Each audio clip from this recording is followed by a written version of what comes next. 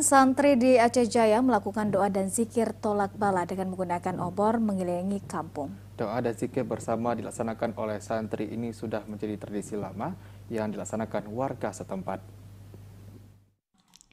Doa tolak bala yang dilakukan oleh puluhan santri di Kabupaten Aceh Jaya ini merupakan cara untuk menghidupkan kembali tradisi warga yang selama ini sudah jarang dilakukan oleh warga. Tradisi doa tulak bala dan doa bersama biasanya dilaksanakan pada Rabu terakhir di bulan Safar, baik dilakukan di masjid maupun dengan mengelilingi kampung. Hal tersebut seperti yang dilakukan oleh puluhan santri dari salah satu dayah dari Desa Kabung, Kecamatan Krungsabe, Aceh Jaya. Menariknya, dalam zikir ini para santri menggunakan obor yang telah disiapkan. Dan acara ini juga mendapatkan sambutan baik dari warga setempat dan para pelintas, karena doa dan zikir tulak bala dilakukan dengan berjalan kaki di lintas jalan nasional.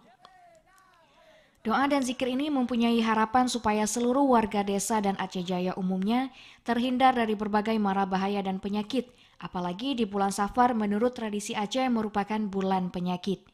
Pimpinan Pondok Pesantren Madinatul Amilin Al-Fatah Aceh Jaya, Tengku Muhammad Al-Hadi TR mengatakan, kegiatan doa tulak bala dan zikir bersama merupakan kali pertama dilakukan.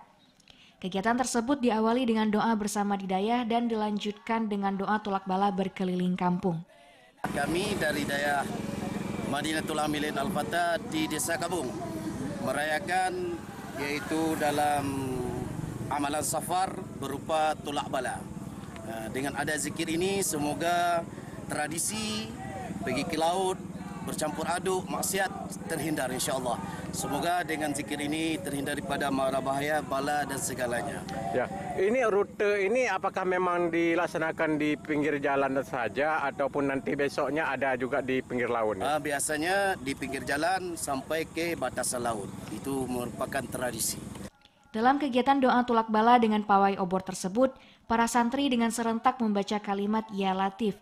Doa Ya Latif diyakini merupakan salah satu doa untuk mengusir bala penyakit. Dari Aceh Jaya, Musliadi TVRI Aceh melaporkan.